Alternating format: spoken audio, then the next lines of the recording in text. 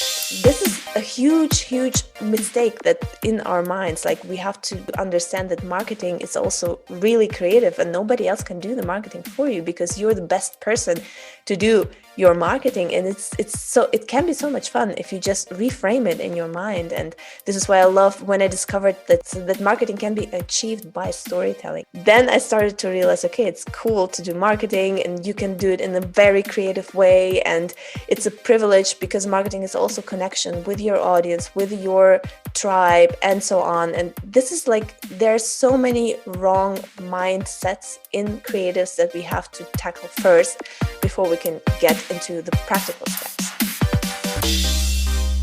Welcome to the Stark Reflections on Writing and Publishing podcast. There has never been a better time for writers.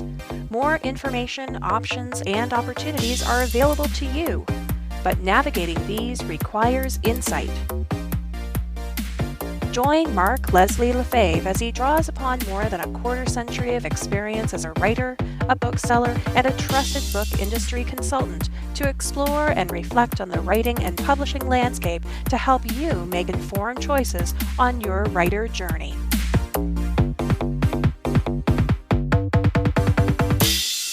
Hello, Reflectives, and welcome to episode 187 of the Stark Reflections podcast. This is your host, Mark Leslie Lefebvre. In this episode, I have a fascinating interview with Diana Wink. Now, Diana is a fiction author, a blogger, a film director. With a passion for stories since she can remember, she studied filmmaking and made a career as director of successful short films awarded in festivals and advertising. In 2015, she decided to go back to her roots and finally finish her first fiction novel, and she's continued her fiction career as well as through StoryArtist.me, a platform to help other writers. Because as she says, the truth is, storytelling is the answer to the whole package and more. If you can learn to tell the right story and use the right tools, you will become unstoppable. And so my conversation with Diana comes up later in this episode. First, let's hear a word from this episode's sponsor. This episode is sponsored by Findaway Voices. Findaway Voices is a platform that allows you to get your audiobook out into the global market, 40 plus retail and library platforms. Best of all, you set the price, and except for Audible, you pretty much set the price. So you set the library price, you set the retail price, and you can engage in promos for your audiobooks. There's promotions available right through the dashboard of Findaway Voices with Apple as well as with Chirp. Now, Chirp is the audiobook platform owned by BookBub, so you know that a Chirp promo is probably going to be a pretty awesome thing. Other things you can do with Findaway Voices is you can find a narrator to work with through Findaway Voices if you don't know who to work with, and they basically assign a project manager to your project and help you. They usually offer between 5 and 10 different narrators that they think would suit your project at a variety of price ranges. Or if you found a narrator yourself or you have the audiobook files yourself, you can upload them directly to Findaway Voices. The power is back in your hands as an author with Findaway Voices. And I'm excited to have been using them for my audiobooks for several years now and constantly impressed with the things that I can do. So for example, this past week, I did a live reading that was broadcast to YouTube and Facebook, and it was a reading of a short story, and it was done in collaboration with the Writers' Union of Canada and the Canada Arts Council. They were actually sponsoring it, which was awesome. Thank you to the Writers' Union of Canada that allowed me that opportunity to apply and then get accepted for that. So I did like a sort of a half-hour event. I did a reading of a short horror story. Well, what I did, because they said it's best to encourage people to sign up, is if you pre-registered, you got an opportunity to win an audiobook. And I actually had enough audiobook giveaways that pretty much everyone who pre-registered got a free audiobook. And I used Findaway Voices. There's through Authors Direct, and you don't have to have an Authors Direct platform to be able to do this. But through the Authors Direct platform, you can offer a giveaway so they can easily sync that audiobook to a free Authors Direct account on their smartphone or their PC. and they can get access to your audiobooks. And so I've been able to use Findaway Voices for audiobook promotions for all kinds of other events. Now, because this was a audio storyteller event where I was sharing a story through audio, I thought, well, that's probably the audience that's going to enjoy audiobooks. Why not check some of these out? And if you want to check out how you can leverage Findaway Voices as an author, you can check them out over at starkreflections.ca/Findaway. I'm going to go pretty light on the personal update this week. I have a lot of things to share, so I'm going to skip comments because my Twitter feed is an absolute mess right now. Earlier this week, I did a indie author chat, and so it was a chat between 3 and 4 Eastern, and I was talking about selling books in Canada and helping authors out with that. And so my feed is really difficult to sort through. I know there's some comments from you awesome listeners that I want to share, but it's going to take me some time to dig in. So I'm going to have to dig in over the course of a little while. I'll put them together and I'll read them in a future episode.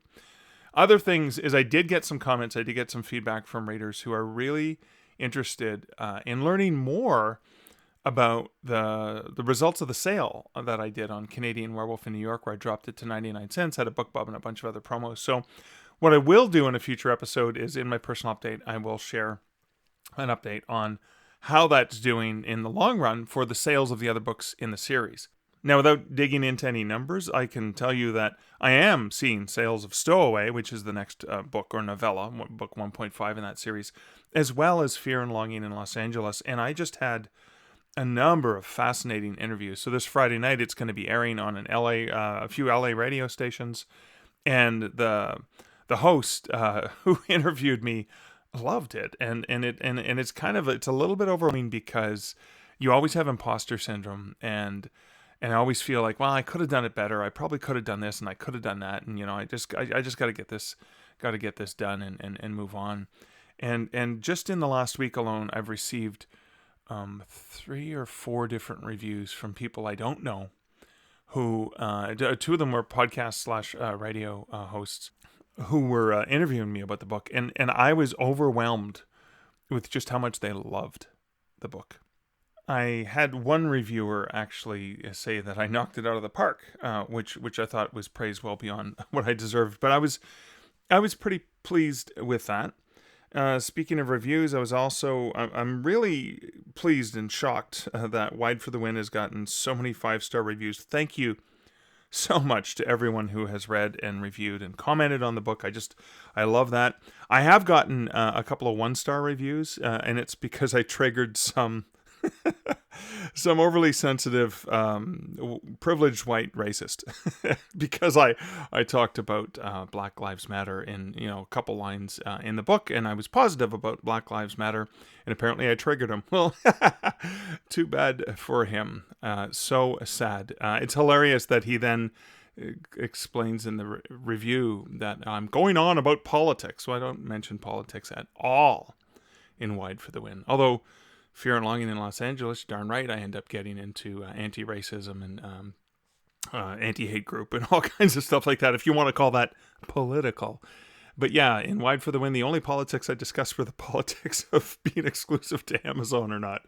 And I just, I'm pleased to see that I triggered someone like that, because they're obviously not, they're not my target audience in any way, shape, or form. But that's it for personal stuff. I'll get into some of the more details on how Canadian Werewolf, how that series is going. But without further ado, why don't we get right on to this interview with Diana Wink. Diana, welcome to the Stark Reflections podcast. Thank you. I'm so honored to be here. I'm thrilled to get to chat with you again. I want to go back for my listeners and just let's go back to when Diana first got an inkling to want to be a creative person. How did that creativity first come out for you? It wasn't writing, actually. I started to write poems when I was 7 and wrote my first novel when I was 11. Ironically, Wait, you wrote your first novel when you were 11? Yeah. Wow. Yes. It was like a teeny novel. It never got published or anything, but yeah. Wow. And it was ironically in 2 languages. So I wrote I wrote poems in Russian because this is like my mother language. And then when we moved to Germany, my novel was in German. And now I'm writing in English. So yeah. Wow. Okay, I've got to ask, are you still writing poetry? You were a 9-year-old writing poetry. Did you continue that? I continued that up until like when I went to university. I still wrote poems. I feel like when like the emotions were high in the teenage years and stuff, it was like an outlet for me. Of course, yeah. Often you do find a lot of teenagers write poetry, and then what Yeah. happens? Do we beat the life out of them, or we beat the emotions out of them, or something like that? Is that what happens, and it all dries up? Yeah, I don't know. You kind of I think it's like resignation and you accept life as it is and move on. Oh man. So I know you do a lot of visual work. So photography, filmography. How did that go when you started off with poetry and then obviously writing novels in multiple languages? How did that transition to you for the visual arts? Well, I feel like I was always interested in lots in I mean, I was doing music a lot too, so I was playing piano and really interested in music. And I first thought I might even go to to university studying something music related, Okay. but then I got interested in visuals, and then I thought, okay, how can I combine all of that music, visual work, visual art, and storytelling? And this is where film came along. Oh, And this is why I decided to study film. oh my God, I love that. That's right, because it is the amalgamation of all of it, isn't it? Yeah, yeah, that's definitely it. Was there a particular, because filmmaking is very can be very collaborative. It can be independent, but it can be very collaborative. Mm. Was there a specific aspect that you preferred over like one over another? I feel like probably the writing. I prefer the writing. I'm a hopeless introvert. Right. And this is why I love the writing stage when you're on your own, or maybe with a couple of people and just bouncing off ideas, writing that script. The planning stage is also what I really love because it's not that stressful. You just plan and you get to fantasize and you get to think about all those possibilities and how you can solve problems with the budget that you have. The most stressful thing is actually the shooting itself, the shooting days. And once you're in the edit, it's like the regret part where you think, okay, we should have done this, we should have done this, why haven't we done this shot? And you try to make the best out of That's it. right, because all you have is the raw footage, and you're like, oh wow, well we're not there. We don't have the actors or the set or any of the pieces. Yeah, you got to make do with. Well, Yeah. that's improv in a really restricted way. That has got to involve oodles of creativity, then, right? I still love filmmaking. Like it's still a huge passion of mine because you get to work with so many interesting people. It's such an amazing collaboration. You have so many people. Like even the smallest set involves around 20 people. And you have the camera person, the lighting person, audio, you have makeup, you have costume, and all of these people love what they're doing and they contribute to your vision. And the thing that emerges on the screen later on is everybody had something to do with it, and it's just I love that, and you feed off the energy of each other. So everybody has ideas and you bounce them off and you try to decide what's best for the film, for the vision, for the story. And it's a really creative process actually. Oh yeah, I mean it is. Having done very micro film kind of things and theatrical productions with people, I understand that incredible passion and intensity. And then you've had the honor of not only getting to do this kind of thing, but some awards have come along. Can you talk a little bit about about some of that? The award of the rewards and the reward of the awards, I should say. No, there weren't actually awards. It was just that I got to play my short film on several festivals in Oh, Cannes, in that must have been LA, amazing. in Berlin. Yeah, it was really interesting. And actually in Berlin, I got even to see the reaction of the audience and to talk a little bit about the film to the audience. And it's like you talked about theater, and I actually do theater too as as a director. And this is the good thing about theater, you get the feedback instantly from the audience, and I love that. And this was kind of a little bit like that. When you see your film play out on the screen and you see the audience react and you get to answer their questions, you actually see the reaction. And it can be good, it can be bad. You learn from your mistakes, and at the same time you see what worked. And this is really rewarding actually as a creative. Oh man, yeah, I can only imagine, right? What that must be like. Because as a filmmaker, you don't often get the chance. People are experiencing it in their own time, on their own screens, all over the all over the place, and you never really get to see them and interact. So that must have been amazing.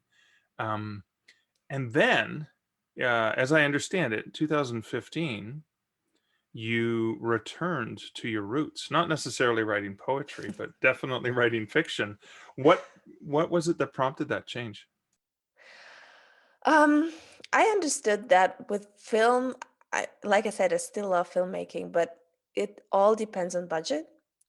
And if you don't have a budget, you have to find that budget. And I have like everything I plan is really big. So if anyone reads my fiction, they will see that my stories are like these huge stories in the near future. And um, to film that, you need a huge budget. And nobody's going to give me that budget because I'm not a Hollywood director. And to get there, it's like playing lottery. You never know if you get there. So I decided Right.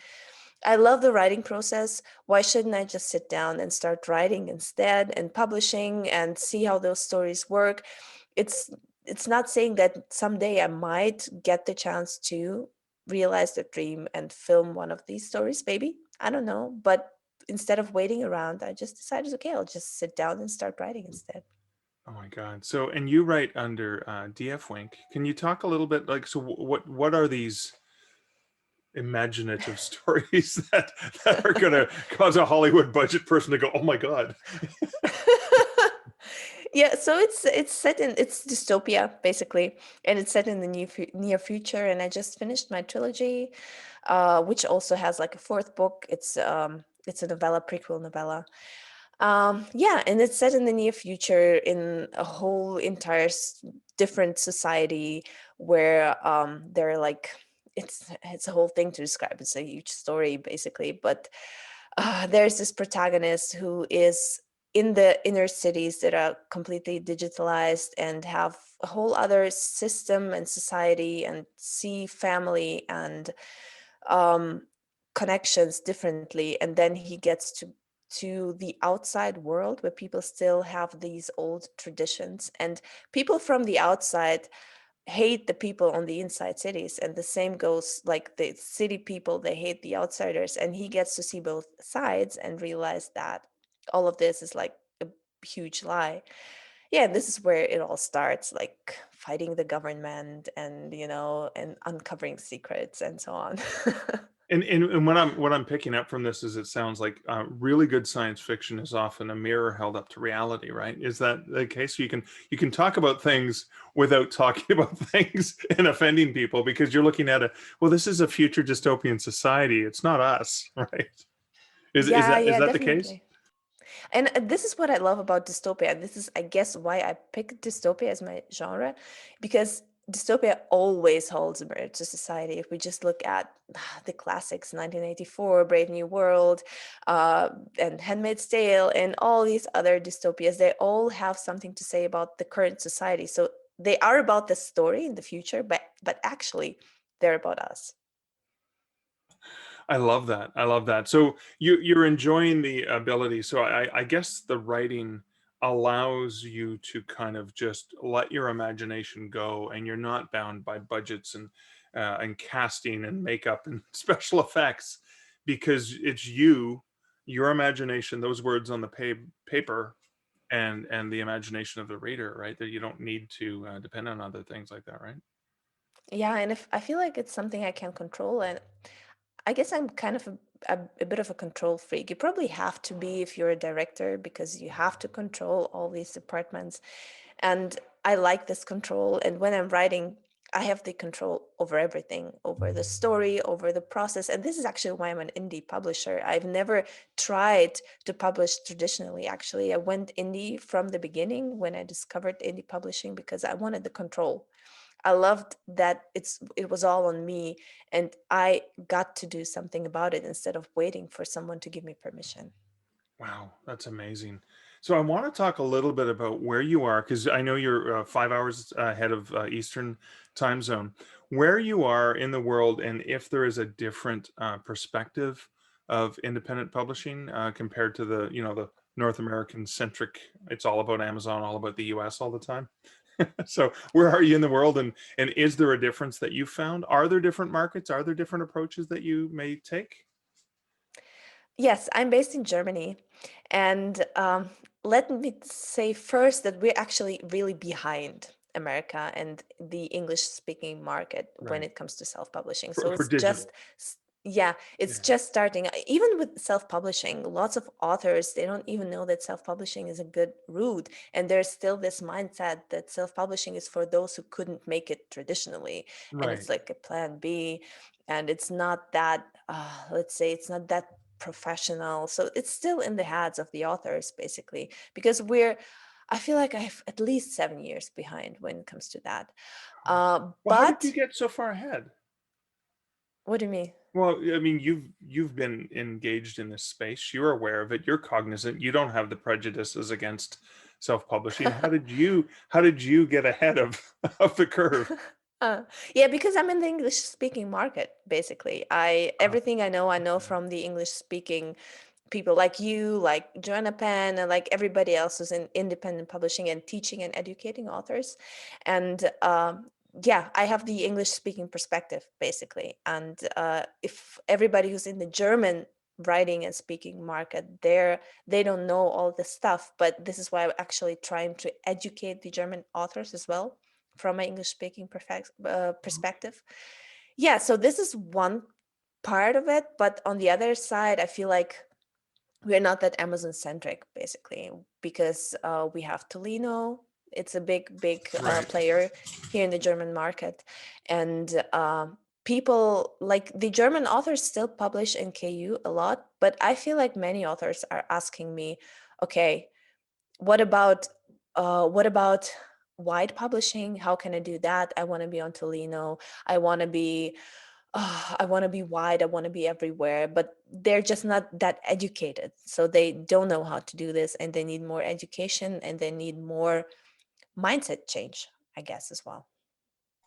Wow, it's so fascinating because again, most of the perspectives, as you said, are coming from Western North American centric, and and Tolino, just so for people who don't understand, is an alliance, right? It's an alliance of major book retailers and small book retailers all coming together to. I think one of the things I love and respect about markets like Germany and France is there's a lot of protection of the culture of the creators from internal. Is that a sense that you're still getting there? Yeah, definitely, definitely. But there's a lot of protection, but I feel like some of it is also holding us back, So we're a little bit like afraid of innovation and afraid of the new things, the new trends that are coming. And this is why authors are afraid to go indie, actually. And they still think, okay, traditionally published is much, much better, and so on. But it's coming. I feel like it's coming. It's coming slowly, and authors get interested more and more in that because our publishing industry changes as well.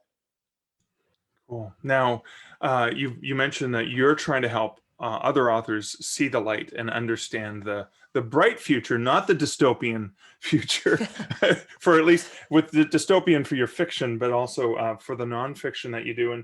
And you've got the story artist, so you've got the podcast, and the thing I wanted to talk about, because you were talking about being a director and having that vision and putting the pieces together and kind of manipulating that. And one of the things I love about your podcast is you have that essence of the production. Is it's not just a raw interview. It's an interview interspersed with director commentary is the best way I can describe it. It's like when you're watching a movie you love, and then the director they pause and the director says, "Let me tell you a little bit about this scene," and you do that in such a fascinating way. I like to call them reflections. You're reflecting on things along the way, but did that come from your background in film? That sort of approach? Well, first of all, thank you for that, for the compliment. Well, I feel like I wanted everything I do, I want it to be storytelling, and I try to be the best it can be in the amount of time that I have. And I try to build it like a storytelling perspective a little bit, that I'm the one telling the story and this is why I'm commenting on it. So I'm telling, for example, your story, and you get to tell me what you're doing and your perspective on it, and then I'm commenting on it like from my perspective. And I try to build it a little bit like a story and let it flow and see where are the highs, ups and downs, conflicts, and so on. And this is why I try to do this. Actually, the idea came from podcast podcasts that are produced with much larger budget, where you have like Right. different speakers, and then you have this one moderator who tries to guide you through this story. It's like a And BBC radio, like a really good program, right? yeah, I tried to replicate that a little bit. I know it's not the same, but taking this idea and trying to do it on a much smaller scale, and this is why I did that. It's like a documentary tech, well, pretty much. That's what it felt like Yeah. when I listened to your podcast, and I was like, I really like that because it was in the U.S. there would be NPR, here in Canada it would be CBC, and there you would get that feel of this is someone who's really cares, is researched, and is actually and is sharing again.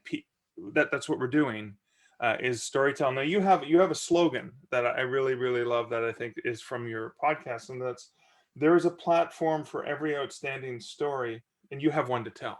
That seems to be the underlying basis. Where did that come from? That idea that you wanted to help pull these stories together and tell other people's stories. Yeah, I feel like everyone has a story to tell, and we're often thinking, and I think this is a problem of every creative person. We feel like imposters, imposter syndrome. What do I have to offer to this world? Why should anybody listen to me? But I feel like if it's a story, well, we all have a story to tell, but we need to learn how to tell it well, how to tell it in the right way, how to use the principles of storytelling for our advantage, and yeah, just learn how to tell the story so that people will listen, because everybody has a story to tell, but not everybody can tell that story in a good way. And this is why what I'm trying to do, like educating creatives who have a story to tell and want to tell their story, how to do this. And I feel like storytelling is the answer to everything, like not only fiction or nonfiction books. It's with marketing, even storytelling. I strongly believe in storytelling principles in marketing, for example, and in film, audio, podcasting, blog posts, everything, basically, even your own life, because storytelling is actually based on psychology a lot. So yeah. Oh, you just captured my heart in that opening. Is that the storytelling? Is this storytelling is the answer to everything? It's the heart of everything, isn't it? It is so true when you think about that. It's so true. And so what I love about that is you're applying a principle that is often considered in fictional tales, but can be used in documentaries effectively. But you're applying that in a way to help educate other writers and inspire them potentially to see the good that can come from embracing digital. How has that experience been for you from when you first started doing it to where you are now?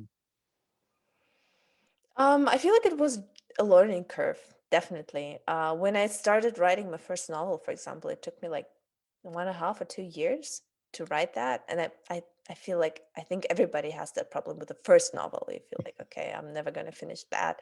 With the second one, you have your routine, you have your process figured out at least a little bit. And with every novel that you write, it gets easier and easier, basically. And this is with everything. I feel with podcasting, my podcasts not didn't always sound the way they sound now, and they probably won't sound the way they sound now in a year or two. Probably they will be different. Right. And it's always a learning curve, and I feel like this is why I love that, doing that, because I love the process. Don't only love the results, but I love developing. I love looking forward. I love looking back, learning from that. And developing as a creative, basically. Oh, that's fantastic. And so again, because you are a multi-talented creative and you like the different facets of story, of bringing people together, of inspiring, of informing, you just this year, earlier this year in 2021, you released a book, a nonfiction book for writers, and it's called the Business Minded Creative. So did that come from work on the podcast? Did it come from other things that you were working on? It actually came from a struggle that I had, that this typical like phrase you hear everywhere, just keep producing great content and things will come together for you. And I felt like, okay, I'm just going to do that. And I produced content and produced and produced and produced, but um I felt like after 2 years or something, I was burning out because I was producing content, but I didn't see the people coming magically because produce great content. And then I had Joanna Penn on my podcast. Actually, I first took her course, which is the Write Your Author Business Plan. I think it's called that way, like that. And then she was on my podcast and she talked to me about business and creativity. And this is where it all kind of started to come together for me. And when I started changing my own trajectory from being just creative and just producing great content to also thinking about business and thinking about how can I serve people, how can I make money with what I do, and planning accordingly, not just hoping for the money to come in, but planning about, okay, where will the money come from, how will it all come together, how will I reach the people, strategic marketing ideas that also were creative. And also this mind shift of not just thinking about myself as a creative, but as a creative entrepreneur, as a creative businesswoman. And from this, when I started doing this, I saw stuff changing in my creativity, in my life, in my outlook on how I interact, and also people coming in and people, my audience growing, and so on and so on. I started seeing the results. And from this came the motivation to write that book. And in that book, I combined kind of, the first part is about creativity. So how can you establish a really, really sustainable creative practice, even if you don't have a lot of time? Because I know lots of people have day jobs, and I still do freelance work now and then. And you still need to have this creativity in your day-to-day life, and how to hack your brain, how to like just establish this creative routine where you can do deep creative work.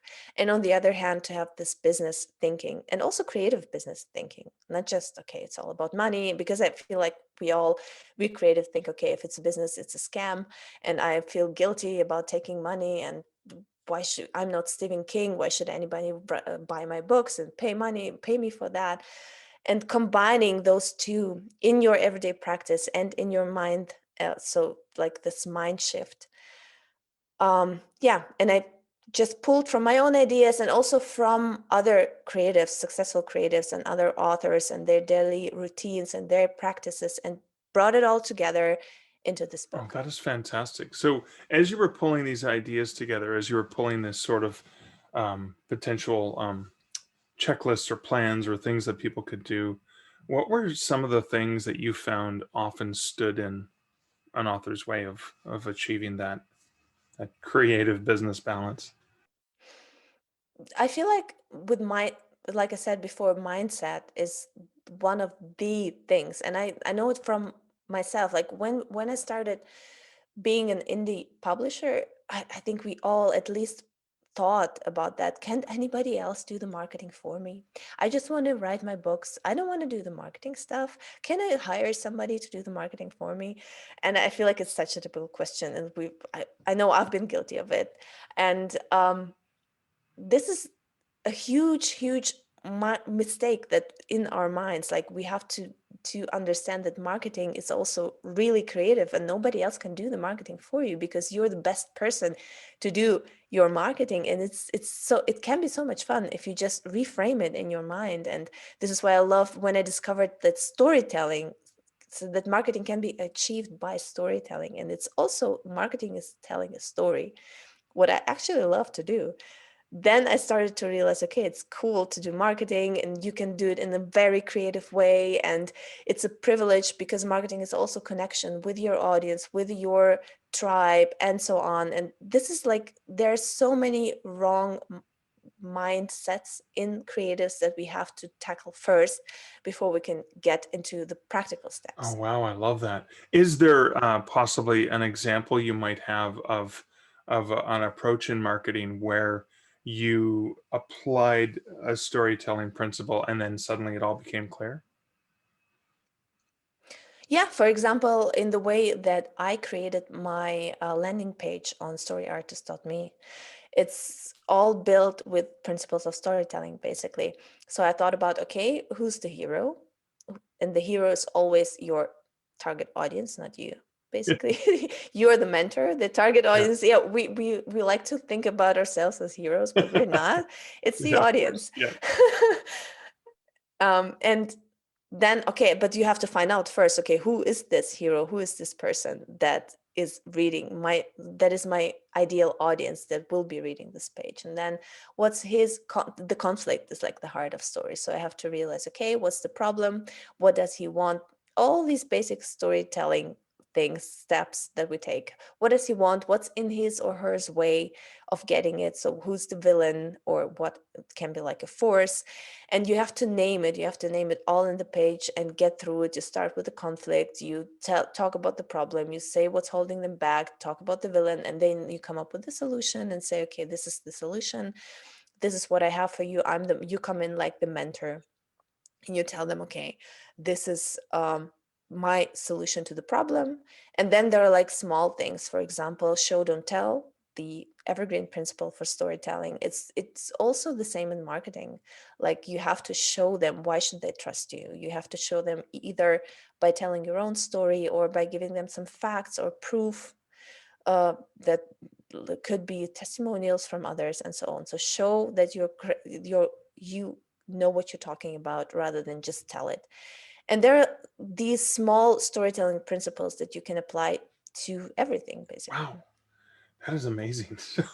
Thank you. That is phenomenal. I think it's an excellent example for an author to look at a task and go, "Oh my God, how am I going to approach this?" And you're like, "Simple story." I love Yeah. this. Like, let's just take it back to the basics. They're here. We're going to share a story with them, the audience, the reader in mind. I love that. So because you have these multi-talented ways that you approach creativity, if you because you know you write, you're passionate, you said you're introverted, you love to create these worlds and share them, but you love collaboration as well. You love you know, theater and video and all of the things that you can do with film. But then you also, I definitely am getting a passion for teaching and wanting to stand in front of others and help guide them and mentor them. With all of those different hats that you're juggling, juggling hats, juggling spinning plates, however you want to do the analogy. What's what's the area that you would prefer to work on, or do you enjoy actually working on all of them? I feel like I actually do enjoy working on all of them. Um, maybe it's like it's also a flaw because it's really hard for me to focus. There's so much to do and so many things that I want to do and to do them all at once. And sometimes I feel like, and there's also like your private life, my kid and everything else. And I'm like, okay, maybe I should not do my podcast or not do my YouTube channel, or maybe I should stop blogging, but I just can't. I love all of this. And when I'm thinking about, okay, what should I stop doing in order to focus on something else? I really start to struggle. I'll be honest with you. I feel like maybe the most important, or the one I enjoy the most, is my fiction side. Definitely, I really love that. Um, but I also love the to change up things. When I finish my fiction book, I have to do something else before I dive into the next one. I have Palette to cleanser. change things up. Yeah, and it's I don't know if I could just be this author who writes fiction 8 hours per day. I'm not sure I can do that. I feel like I need to do different stuff, and also we talked about energy, and I feel like there is a time when I'm creative and I'm on my own, but I also like to get this motivation from others, to connect with people, like with podcasting and meeting. Every podcast interview I do on my podcast, it fuels me with so many ideas and so many. I actually do them for me. I know that my audience listens too, but they're all for me. And it's like I said with Jana Pan, her interview changed the course of my creativity, and most of them do. Most of them give me new ideas. So yeah, it's really hard to Oh focus my for God, me. that is fantastic. That is again so many wonderful audio bites you've given me. Not sure what I'm going to use for the teaser at the beginning, but I've so much choice. Thank you and darn. But so after inspiring my listeners, can you please let my listeners know where they can find all about you online? Yeah, sure. So everything I do for creative people, for authors, when I teach them about storytelling, is on storyartist.me. And there's also my podcast, my blog, and everything else. And my fiction side, I write under the pen name of DF Wink.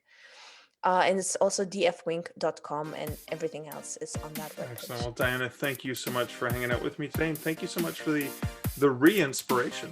Thank you as well. I'm so honored to be here. Thank you for having me. There is so much to unpack with the things that I learned talking to Diana. I am still overwhelmed with just how brilliantly she edits her podcast, and very much is like a documentary film director. Just amazing. I absolutely adore. I love her perspective on the fact that, storytelling is the solution to everything. Because I feel like I'm a born storyteller, and if you take that approach, it simplifies everything. Like she even, when she talked about her website and thinking about, okay, it's a story. Who's my audience? Like, who's the hero, the audience, and what's their perspective, and what are they there for, and how are we going to walk them through that journey? And just thinking about marketing as the story and all of those things really simplifies it. And what's really important is it drives you back as a creative person, as a writer, it drives you back to the creativity that drives you to tell your stories. I love that perspective, and I'm going to dig into it more. And I'd started reading her book, and I have to finish it, and I'm just so excited. And even the blueprint, she offers a free blueprint on her website that I didn't download the free thing. I just went right to buy her book because I was so impressed with her. But I looked back at the blueprint and the things that she offers through that, and I think they're going to be valuable. I'm going to go back to that. But so that's one of the things. But what I really wanted to reflect on is something she said. Is she says, and I wrote it down. I have to go look back at this. I only wrote it down not that long ago. She talks about how she's fueled by every interview that she does for her podcast, and I have to say, it's so true. The same thing for me. I am obviously fueled by the awesome guests that I get to talk to and the people I get to learn from. I'm fueled by the comments that I receive from you awesome listeners, whether they're at starkreflections.ca or on Twitter, or even emails and messages that I receive, through Patreon and other places like that. And I'm also inspired by the other podcasts that I listen to. I listen to so many different podcasts, and probably every week I probably come up with at least 3 to 5 different reflections on other podcasts. And then sometimes if I happen to be near a writing implement, I will write down a note on that and say, yeah, I got to put that into my reflections on other podcasts. Because the reality is I'm triggered in a positive way. I'm inspired. I'm fueled, as Diana said, by the things that other people make me think about, the things that other people make me consider, the perspectives that they share, the unique experiences that they have in their own writing paths and journeys that allow me to learn more about myself, more about my own writing, the craft of writing, more about the business of writing. And I suppose that's one of the reasons I love this podcast so much, is it's really an excuse for me to get to talk to really awesome people and share those learnings with you, awesome listeners. So that's it for that reflection for this episode. That's it for this episode. If you're interested in supporting this podcast, please feel free to share it with someone that you think would find value in the podcast, you can also go ahead and leave a review over on the podcatcher of your choice. And a special call out and thank you to my patrons who support this podcast over at patreon.com/starkreflections, whereas for as little as $1, $3, or $5 a month, you get access to additional content from this podcast. So thank you so much to my patrons who do get those Stark Reflections that I reflected on. And thank you, dear listener, for hanging out with me in episode 187. And so, until episode 188, this is Mark Leslie Lefebvre wishing you great writing and good Stark Reflections. Thank you for listening to the Stark Reflections podcast. You can find show notes for each episode at starkreflections.ca.